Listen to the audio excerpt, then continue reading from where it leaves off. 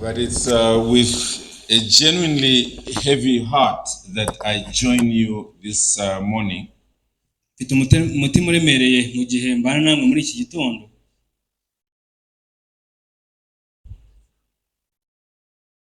It was on Thursday morning that I, together with all of you, I'm sure, woke up to the sad news of the passing on of Pastor Emmy.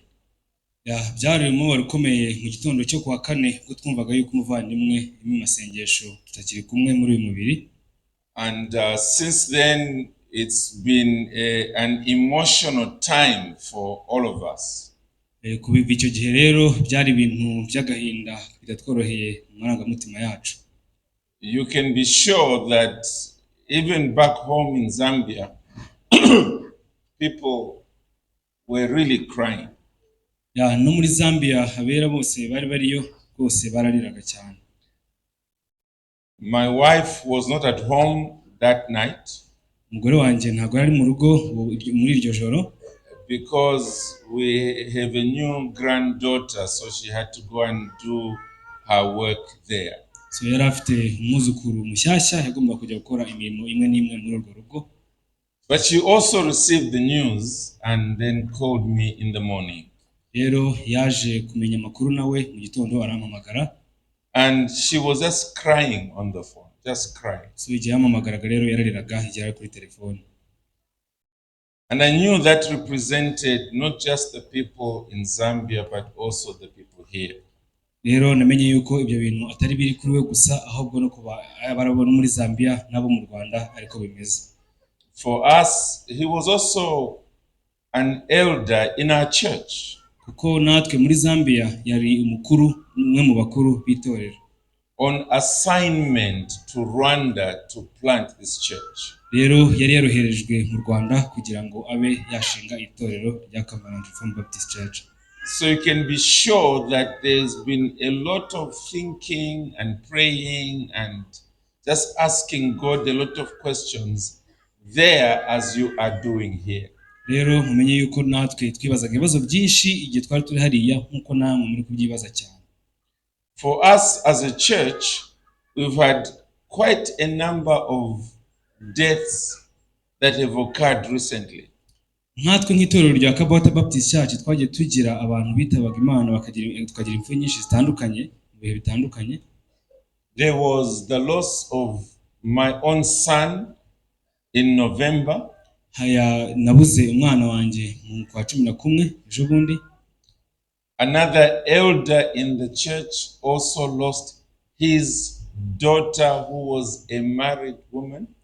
Ndetse n'umwe mu bakuru b'itorero yabuze umukobwa we kandi yari afite umugabo.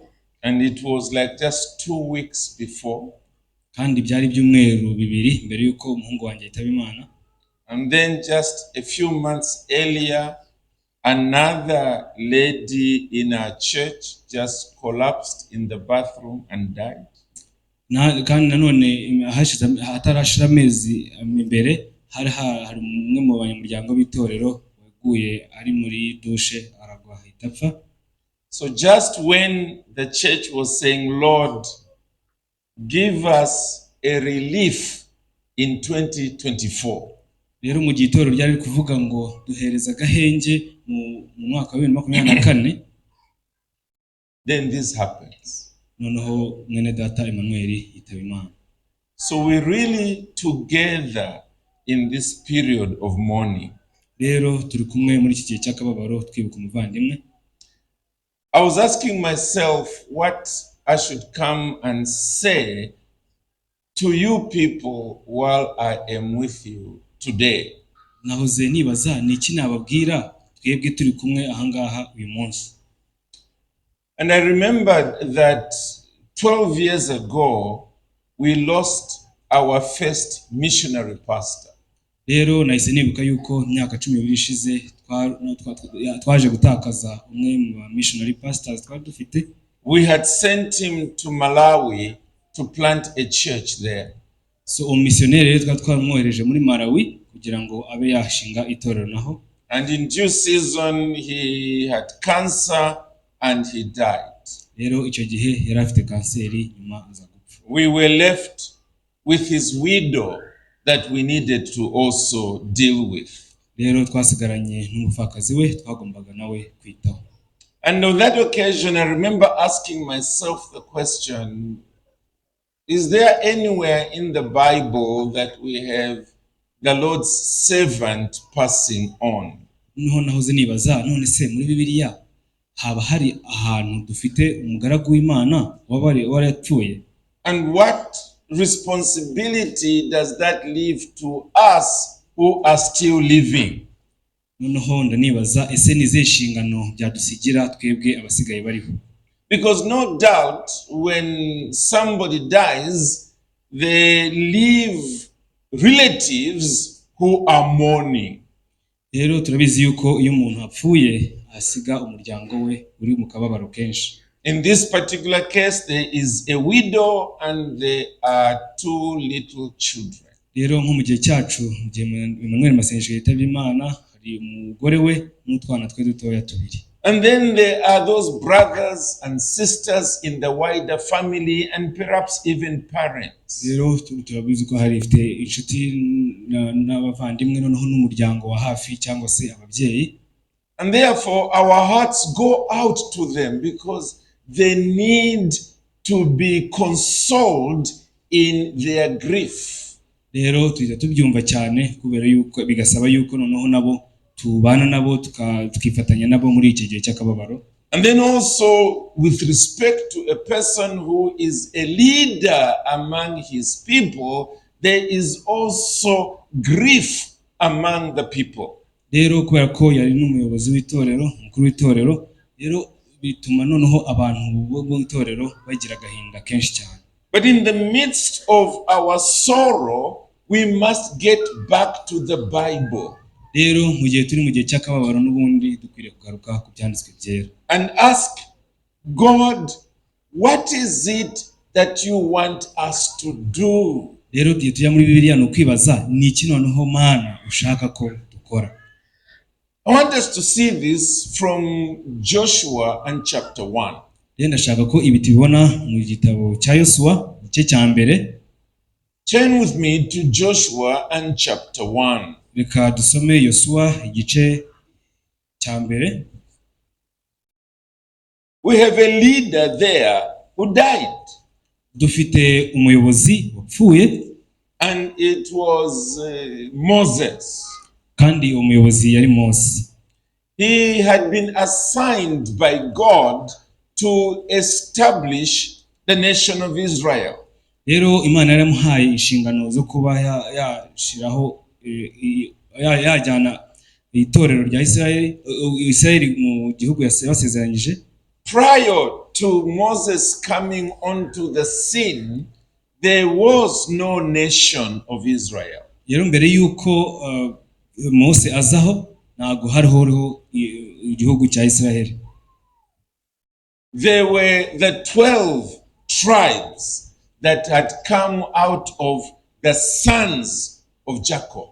Hari hariho gusa imiryango 12 yari yaravuye ku bana 12 ba Yakobo. But up to that point, they were simply following their fathers. Rero kuvigeza kuri icyo gihe bakurikiraga ababyeyi babo. It was always Abraham, Isaac, Jacob. Rero iyo usomye muri Bibiliya ubona ko bavugaga Abrahamu, Abrahamu, Isaac na Yakobo.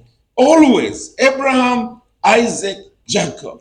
Ahantu hose Abrahamu, Isaka na Yakobo. It would be spoken, God would be spoken of as the God of Abraham, Isaac, and Jacob. Tubona mu Bibiliya rero ivuga yuko Imana ivuga ngo ni Imana ya Abrahamu, ni Imana ya Yakobo, ni Imana ya Isaka. If you notice that there's never a fourth person. Mwabibonye ko muri Bibiliya nta muntu wa kane bavugamo aho ngaho. There's never the God of Abraham, Isaac, Jacob, and Moses. Nawe tubona Imana ivuga ngo ni Imana ya Abrahamu, ni Imana ya Isaka, ni Imana ya Yakobo n'undi wa kane.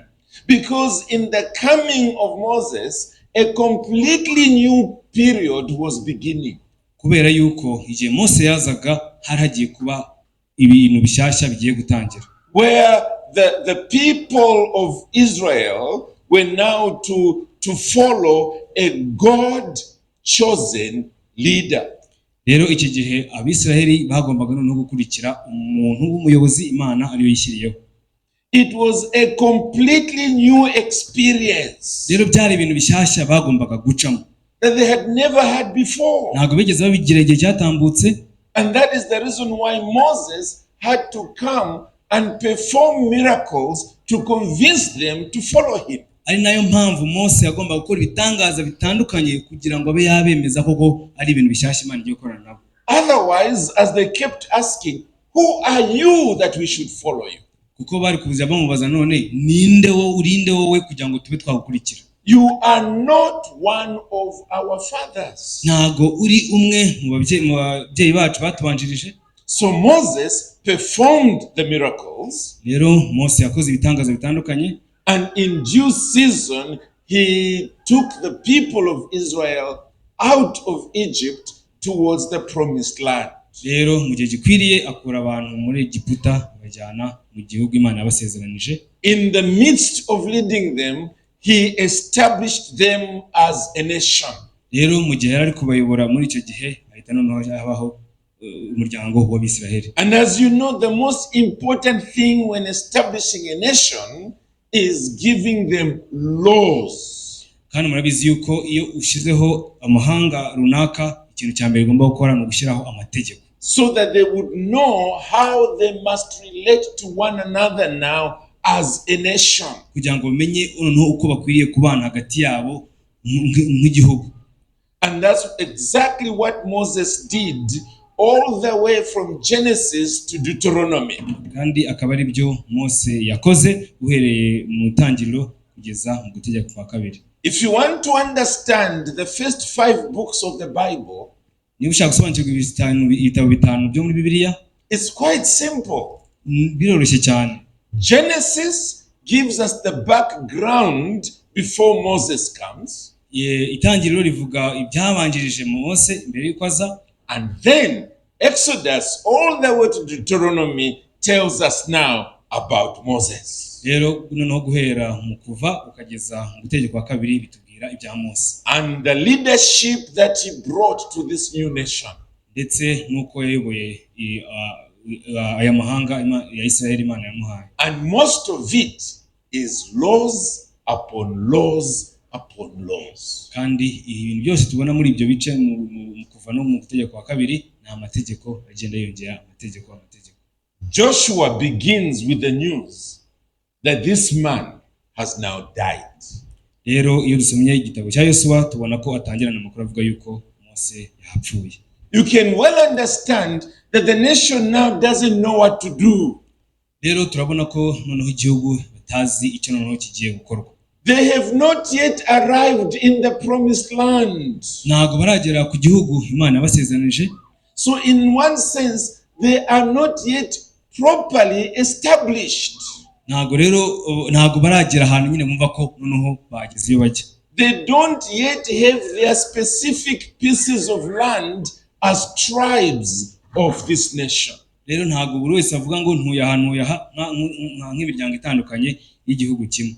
What should they do? ni iki noneho bakwiriye gukora? And this church might feel like that. rero nk'iri torero bishobora kuba naryo rimeze nka gutyo. That we had a leader among us and he was leading us to be established as a church. rero twari dufite umuyobozi yari kudufasha kugira ngo tube nk'itorero rihamye. But we have not yet arrived at that point where we are properly constituted with our elders in place. kandi ntago turagera ahantu tumera ku buryo tuba dufite abayobozi b'itorero n'ibintu byose bimeze neza. We are still in a place that is not finally our residential home. ntabwo turi ahantu noneho tuvuga ngo aha hantu noneho niho dutuba buri gihe no zaduteranira buri gihe. There is so much that is yet to be done. hari ibintu byinshi byo bikeneye gukorwa nk'itorero rya Covenant. And a leader among us has been taken away. rero umuyobozi wari umwe muri twe atuvuyemo. What should we do? Niki dukwiriye gukora? I want to suggest that from Joshua chapter 1, ndashaka ko tureba ko muri Yosuwa igice cya mbere verse 1 to verse 9, va ku murongo wa mbere kugeza ku wa 9, there are three things I want us to quickly see. ndashaka ko turebamo ibintu bitatu. First of all, I want us to see the agenda of God that must continue. ndashaka ko icya mbere tubonamo ari umugambi w'Imana cyangwa se gahunda y'Imana igomba gukomeza. Number two, I want us to notice the promise of God with respect to his presence. Rero ndashaka icya kabiri ko turebamo isezerano ry'Imana, kuba Imana ihari kumwe natwe. And then thirdly, I want us to notice the command of God for courage. Rero noneho turabona noneho icya gatatu nk'itegeko ryo gukomera tukaba dushikana. I'll ask our brother to read for us the first 4 verses. Ngiye gusoma imirongo 4 ya mbere, Yosuwa igice cya mbere kuva ku murongo wa mbere kugeza ku wa 4. Ubwo Mose umugaragu w'Uwiteka yaramaze gupfa, Uwiteka abwira Yosuwa mwene Nuni umufasha wa Mose ati, umugaragu wanjye Mose yarapfuye, none ubu haguruka wambukane n'abantu bose ruriya ruzi rwa Yorodani, mujye mu gihugu mbahaye mwebwe Abisiraheli. Aho muzakandagira hose ndahabahaye nk'uko nabwiye Mose, uhereye mu butayu no kuri uriya musozi Lebanoni ukageza ku ruzi runini rwitwa Ufurate, igihugu cyose cy'Abaheti no kugeza ku nyanja nini y'Iburengerazuba, nirwo rugabano rwanyu. The point that is being made there is quite simple. Icyo biri hano kutubwira kiroroshye kukibona. And it is the fact that the agenda of God that was given to Moses must still continue.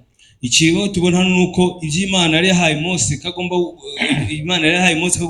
gusohoza bigomba gukomeza bitarogoho. That this was not a plan of man, it was the plan of God. Ikintu ntago ari umuntu wari waragitekereje cyangwa gitegure, ahubwo ni Imana yabiteguye. And so Moses was simply the servant of God. Rero Mose uruhare yagiraga nuko yari umugaragu w'Imana. We see that in verse 1. Tubibona mu murongo wa mbere. After the death of Moses, the Bible goes on to say, the servant of the Lord. Tubona mu murongo wa mbere avuga ngo ubwo Mose umugaragu w'Uwiteka yaramaze gupfa, tubonamo yuko yari umugaragu w'Uwiteka. Verse 2. Umurongo wa kabiri, Moses, my servant is dead. avuga yuko noneho Mose umugaragu wanjye yarapfuye. And the point there is that it was God who had the agenda and he was simply instructing Moses. Rero ni Imana yari ifite umugambi wo gukurikiza, noneho Mose yagombaga gukurikiza abihawe n'Imana. And he was abiding in obedience and also in faith in God.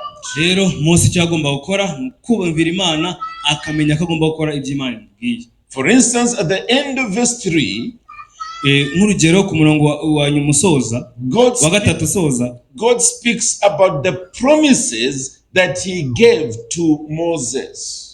Imana ivuga noneho isezerano Imana yarahaye Mose. We too need to realize that about the church. Natwe dukwiye kubimenya nk'itorero. While we are in the midst of our mourning, mu gihe turi mu gihe cy'akababaro, turi kwibuka umuvandimwe, we are feeling sorry for ourselves. Tumva twibabariye cyane, tufite agahinda. We are wondering what's going to happen to the church. Kwibaza ni iki kizaba noneho ku itorero bwaryo. We need to realize that the church is God's idea. Tugomba kumenya yuko itorero ari igitekerezo cy'Imana.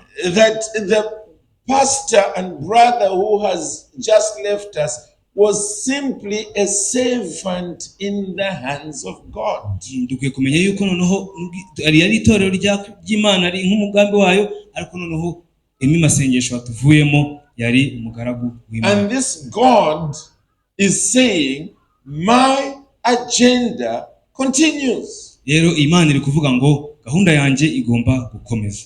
This was one servant that I had in my hands. I can as well put another servant there so that this work continues. Rero ngomba gushyira umugaragu wanjye ugakomeza kugira ngo noneho umugambi wanjye ukomeze.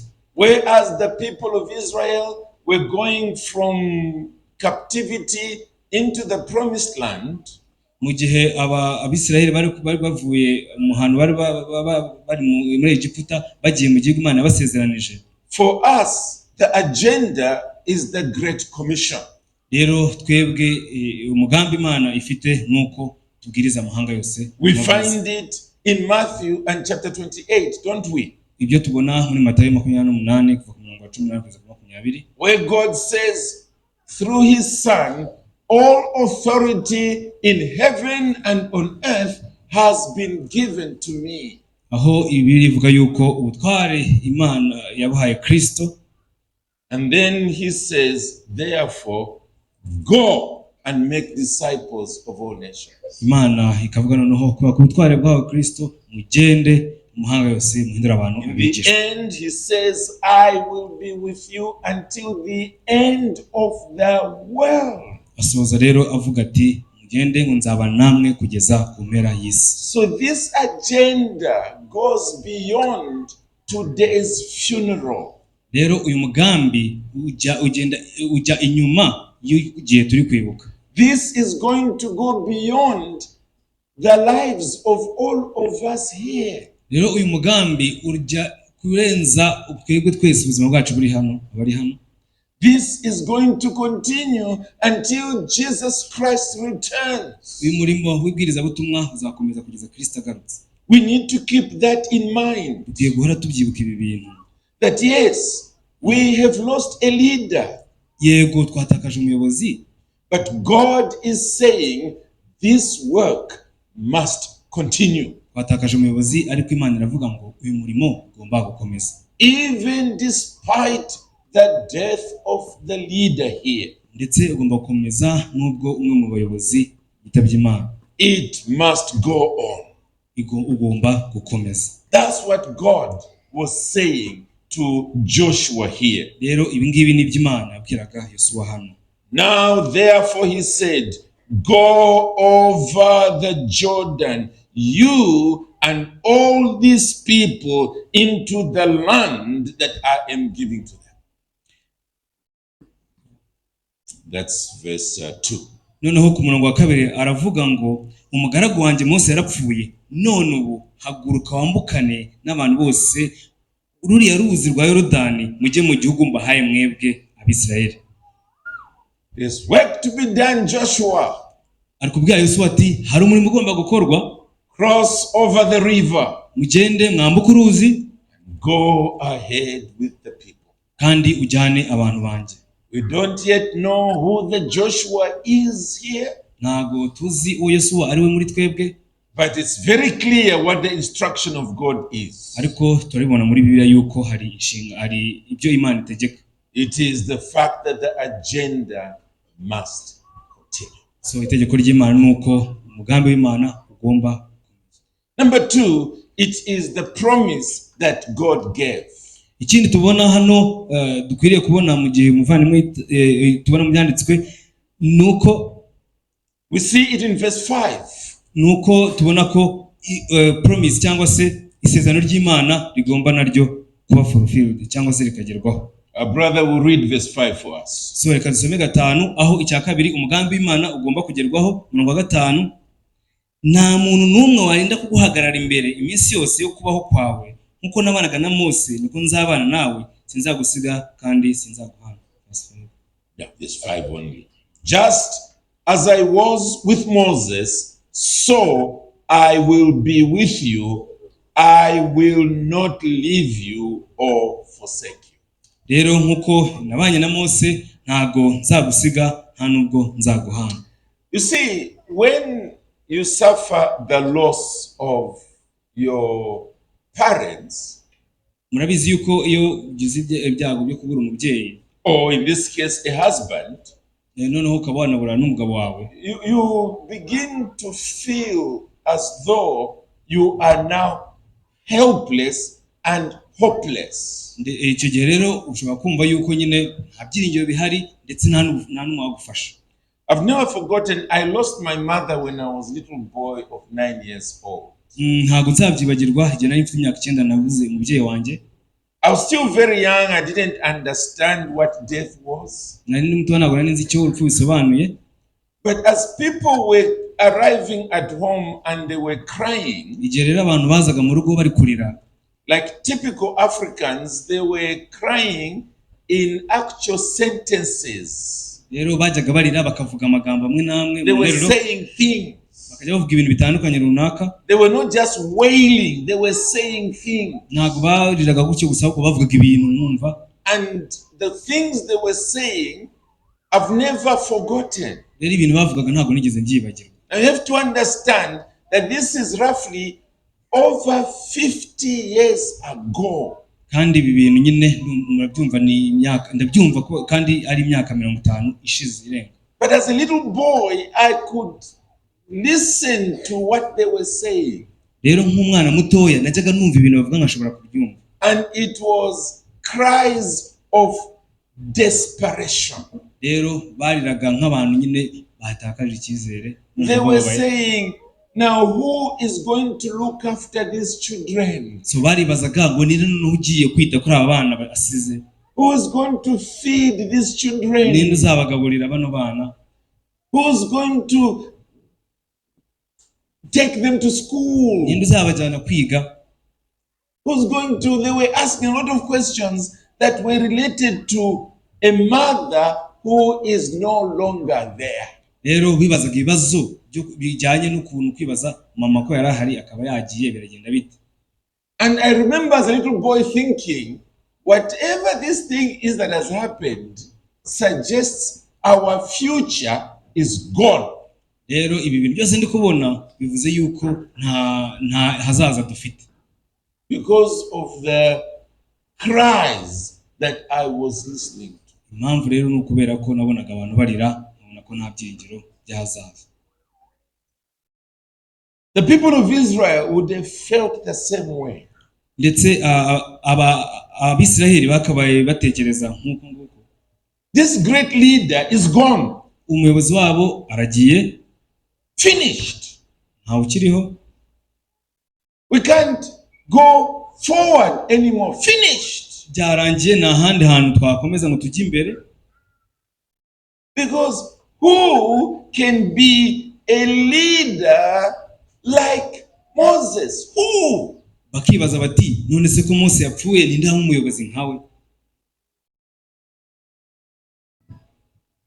The answer was, there's someone. Igisubizo cyari yuko hari umuntu. And he's not dead. Kandi umuntu ntago yapfuye. He will never die. Kandi ntago azapfa. Who's even mightier than Moses. Kandi umuntu harakomeye afite imbaraga kuruta Mose. God. Umuntu ni Imana. Uwo ni Imana. Are you sitting here this morning and you've forgotten God? Waba wicaye hano ukaba wibagiwe Imana? You're just looking at the other human beings around you. Ukaba ureba abantu bose batandukanye ukabona bameze nkawe. And you've lost sight of someone whose presence is going to continue with you. Ukaba wibagiwe ko hari ari umuntu ari we Mana kandi kuba ahari muri twebwe bigomba gukomeza. That's the reason why God was able to say at the beginning of verse 5, no man shall be able to stand before you all the days of your life, Joshua. Imana izakomeza kubana nabo nibyo mpamvu avuga ku 5 ati nta muntu n'umwe warinda guhagarara imbere minsi yose yo kubaho kwawe. Because as I was with Moses, I will also be with you. Kubera ko nkuko nahoranye na Mose niko namwe nzabana nawe. You remember the words of the Great Commission that I quoted a few minutes ago. Muribuka amagambo y'umurimo ukomeye Imana yataye kubwiza ubutumwa bwiza nabasomeye. Remember the way those words end. murebe ukuntu ari amagambo ameze, Those words, the way they end. uburyo asoza ari amagambo. In fact, it's the very end of the Gospel of Matthew. Rero niyo asoza igitabo cya Matayo, ubutumwa bwiza bwanditswe na Matayo. Let's turn there quickly. Reka tuhajye tuhasome Matthew 28. Matayo 28, Because we may need to see those words. dukeneye kureba aya magambo asoza. Matthew 28. Matayo 28, And here are the very last words. aya ni amagambo ya nyuma.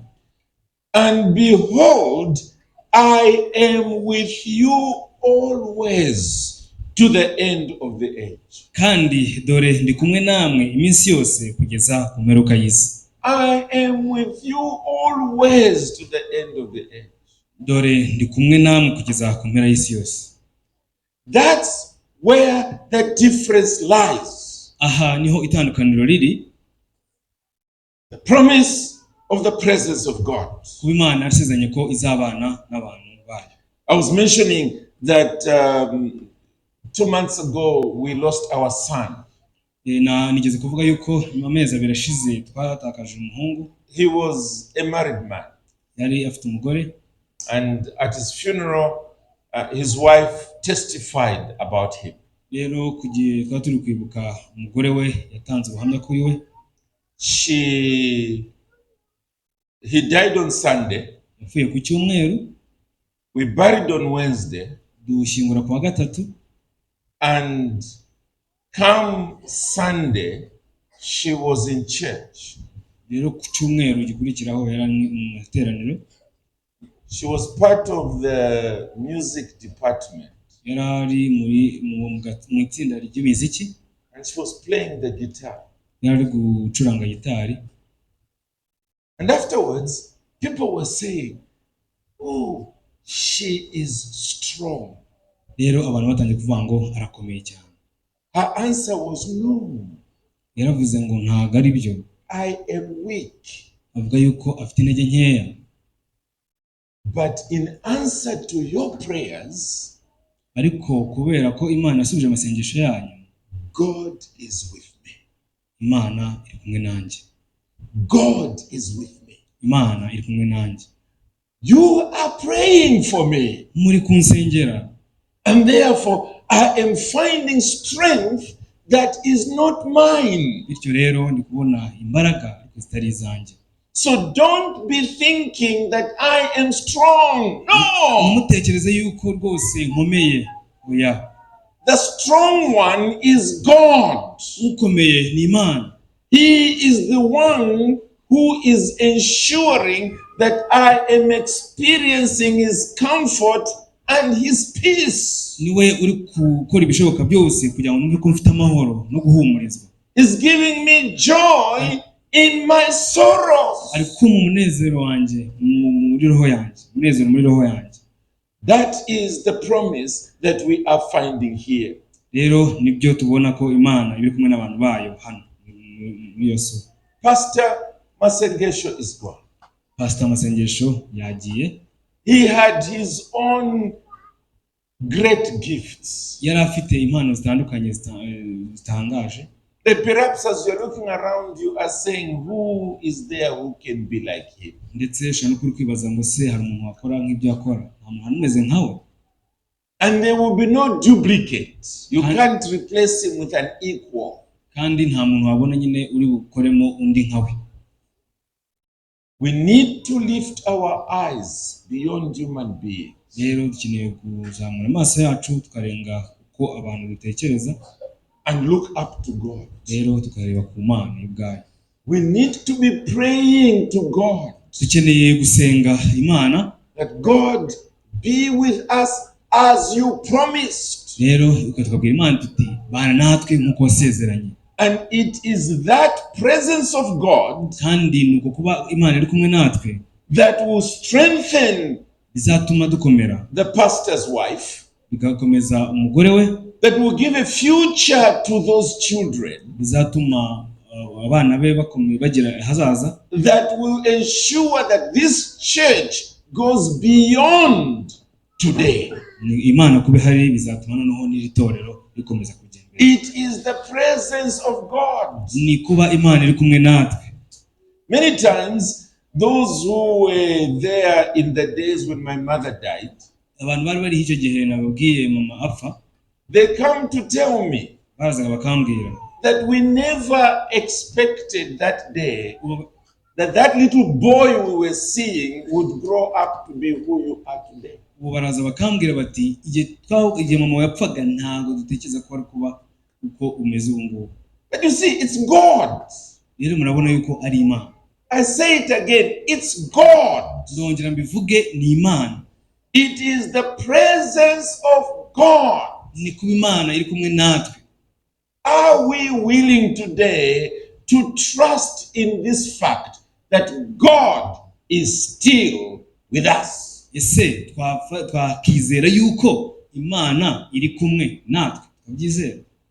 The God of Pastor Masengesho is still with us today. Imana ya Pastor Masengesho iri kumwe natwe uyu munsi. He's not gone with him. Ntabwo Imana yajyanye na Masengesho. And whoever will be our new leader, kandi n'undi uzaba umuyobozi wanyu, God will be with him. Imana izabana nawe. Therefore we can march forward Rero twajya imbere in full trust of victory. Twizeye intsinzi ku Mana. Let's quickly go on to the third point. Reka tujye ku kintu cya gatatu urupfu rw'umugaragu w'Uwiteka rusobanuye. And it is the command of God that we should be courageous. Rero icya gatatu nuko ni itegeko ry'Imana yuko dukomera tugashikama. As our brother reads from verse 6 to verse 9, I want you to notice the number of times God says, be courageous. Mu gihe ndaba ndi gusoma kuva ku murongo wa 6 kugeza ku wa 9, turebe ukuntu ijambo shikama kandi ukomere rigarukamo. From verse 6 to verse 9. Kuva ku murongo wa 6 kugera ku wa 9 haravuga ngo, komera ushikame kuko uzatuma abantu bazungura igihugu narahiye ko nzaha abasekuruza babo. Icyakora ukomere ushikame cyane kugira ngo witondere amategeko yose umugaragu wanjye Mose yagutegetse. Ntuzayateshuke uciye iburyo cyangwa ibumoso kugira ngo ubashishwe byose aho uzajya hose. Ibiri muri iki gitabo cy'amategeko ntukarorere kubamisha akanwa kawe, ahubwo ujye ubitekereza ku manywa na nijoro kugira ngo ubone ko ukurikiza ibyanditswemo byose, niho uzahirwa mu nzira zawe ukabashishwa byose. Mbese sijya ubigutegetse? Nuko komera ushikame, ntutinye kandi ntuguke umutima, kuko Uwiteka Imana yawe iri kumwe nawe aho uzajya hose. Amen. Over and over again he says, be strong and courageous. Tubona akomeza kubivuga cyane ngo komera kandi ushikame. You see, yes, God gives us his promises. Yego, Imana iduheza amasezerano atandukanye. He tells us that he will be with us. Itubwira yuko izabana natwe. But that does not mean that we should be half asleep somewhere at the back. Ntago ibyo bisobanuye yuko tugomba no kugenda tugasinzira hariya inyuma. Because it is still going to demand fighting the enemy. Ahubwo bisobanuye yuko kuko bizasaba yuko turwana n'umwanzi. Joshua was going to lead the people of Israel across the Jordan. Urabizi ko Yosuwa hano yagombaga kuyobora itorero ry'Imana ayambutse uruzi. And there will be a number of nations that they will find in the promised land, and those nations will not easily give in to them. Kandi murabizi ko bagombaga kujya kwambuka uruzi bakagenda bakajya mu mahanga Imana yabasezeranyije, basanze y'abantu ntabwo rero bari kubemerera bati muze mujye mwihana, bagomba kurwana. They will put up a gallant fight against the Israelites. Rero bagomba gushora umurwano barwanya Abisirayeli. Joshua was going to need to bring the soldiers together and go into warfare. So Yosuwa rero yagombaga gushaka abasirikare kugira noneho bagende mu ntambara. And that's the reason why when you read verse 10 and verse 11, you can see he's really saying, come on guys, let's get together and go. niyo mpamvu tubona mu gice cya 10 ku murongo wa 10 na 11 avuga yuko abwira abantu ati muze mwese duhurire hamwe noneho tugende. Read verse 10 and verse 11. Umurongo wa 10 no 11 Yosuwa ategeka abatware b'imitwe ati munyure mu ngando mutegeke abantu muti nimukore amahamba kuko mu minsi 3 muzambuka ruriya ruzi rwa Yorodani mujya guhindura igihugu Uwiteka Imana yanyu yabahaye mu kibemo. Okay. So you see, for God's agenda to go forward, kugira ngo umugambi w'Imana ujye imbere, we need on one hand his presence. Dukeneye rero kuba Imana iri kumwe natwe. But on the other, we need courage. Ku rundi ruhande dukeneye gushikama tugakomera. You see, as long as Moses was there, Joshua was relaxing somewhere behind Moses. Igihe Mose yari atarapfa, Yosuwa yari ahari ariko atuje yiturije. But now Moses wasn't there. Rero noneho Mose ntawuhari. It's very easy for Joshua to say, well, then there's nothing we can do here now. Byari byoroshye kuba yavuga ati okay noneho yapfuye nta kintu dukeneye gukora nyuma yaho. He could easily despair. Bakabaye bavuga bati turi nta byiringiro bihari. But God had to say to him, Joshua, be a man. Rero Imana yagombaga kubwira Yosuwa iti ba umugabo. You are the one who must now go forward and do this. Rero ni ugomba kujya imbere ukaba ari wowe ubikora. You see, life is like a relay race, where they hand over a baton. This one is running, then he gives, then the other one begins to run. Ubundi ubuzima ni nk'umukino w'agati aho hereza agati umuntu mukirukanka muri wa mukino kwirukanka muhana agati. That's the way life is. Niko ubuzima nabwo bumeze. We are not going to be there all the time. Ntabwo tuzabaho iteka ryose. But we must hand over to others who must now run as well. Bisaba ko noneho duhishigana bamwe bakaba nabo bakora izo twakoraga. And the point therefore is that the baton was now being passed on to Joshua, and Joshua needed to use all his energy to run. Rero agati kagombaga guhabwa Yosuwa agashiramo imbaraga zose afite kugira ngo akomeze. So while Pastor Masengesho was around, igihe rero Masengesho yarahari, you may have been very satisfied to just be somewhere in the background and seeing him laboring and sacrificing. Ushobora kuba waravugaga uti nta kintu ndatuje ukamubona nyine akora imirimo yose yitanga akora ibiki byose wowe nyine utabirimo cyane. He's not there. Ngubu ntabwo kiriho. He's not there. Ntawe uhari. And we don't yet know who finally must take his place. Ariko ntabwo turamenya ninde uzafata umwanya we. But God is saying to us, be courageous. Ariko Imana itubwira muri iki gitondo ngo dukomere kandi ushikame. This is not the time to give up the fight. Iki gihe ntabwo ari icyo kubivamo ngo ureke kurwana. This is the time for those who were sleeping at the back to wake up and make sure they become soldiers for Jesus Christ. Iki ni igihe abari basinzire babyuka bakaba abasirikare ba Kristo. Those are the three things that I wanted to share with you from this passage. Ibyo ni ibintu bitatu nashaka kubasangiza muri iki cyanditswe. That God's agenda must still go on. Umugambi w'Imana ugomba gukomeza. Icyambere. Number 2, that God promises his presence with you. Imana icyakabiri Imana yasezerana kubana natwe, izabana natwe igihe cyose.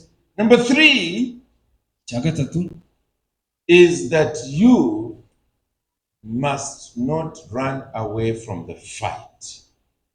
You must be courageous. gatatu ni ukudakwiriye no kubivamo aho bukwiriye gushikama gakomera ukarwana. This is not the time to give up. Iki gihe ntabwo ari icyo kubivamo. You must carry on this work. Tugomba gukomeza gushyigikira uyu murimo kwawujyana imbere. So that one day when we come back here, ku buryo umunsi umwe nitugaruka hano we will be completely surprised at what God has done beyond our wildest imagination.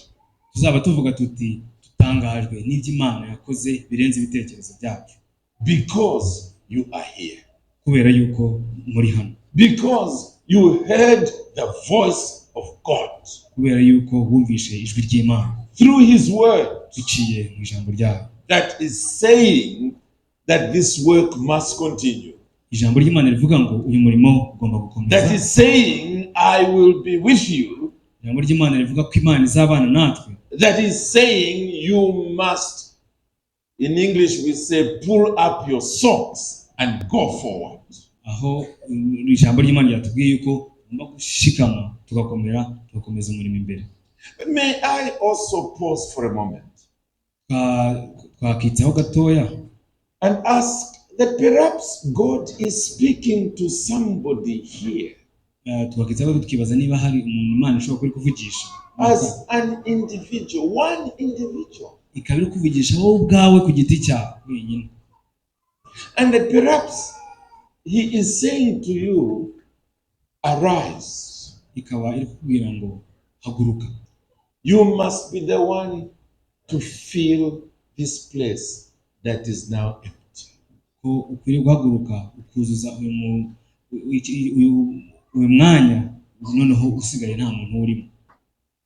We don't know Ntabwo tubizi what God is saying in your individual hearts. We don't know. ntabwo tuzi ibyo Imana igenda ibwira imitima yanyu,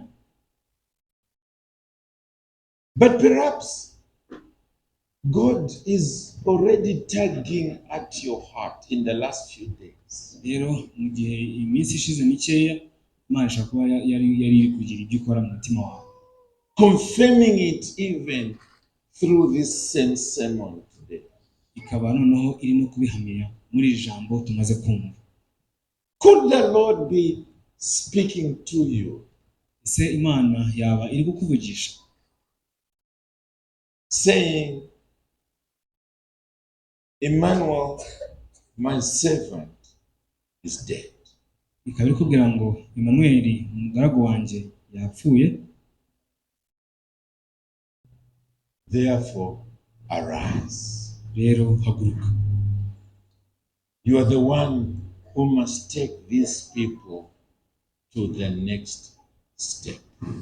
ko ari wowe noneho ukwiriye gutwara bano bantu banjye ku ntambwe ikurikira. If God is doing that in your soul today, Niba Imana iri gukora umurimo mu mutima wawe, I plead with you to come out of the crowd, ndakwinginga kugira ngo uve mu kivunge, that you will say, here I am, Lord, send me. ubwira Imana uti ndahari Mana nkuma, Here I am, Lord, send me.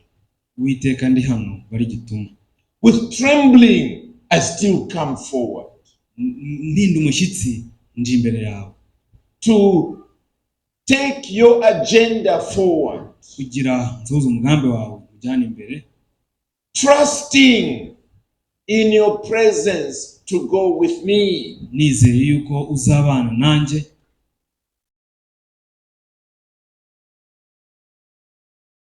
I'm willing to be courageous. Ndetse ndumva niyeguriye kuba nashikama nkanakomera, nkaba mbyifuza. May God deal graciously with you. Imana igufashe, May God deal graciously with this congregation. Imana tugirire ubuntu twese, May God deal graciously with the wife and children of Pastor Amy. Imana ibane n'itorero, ibane n'umugore we. May God deal graciously with the nation of Rwanda.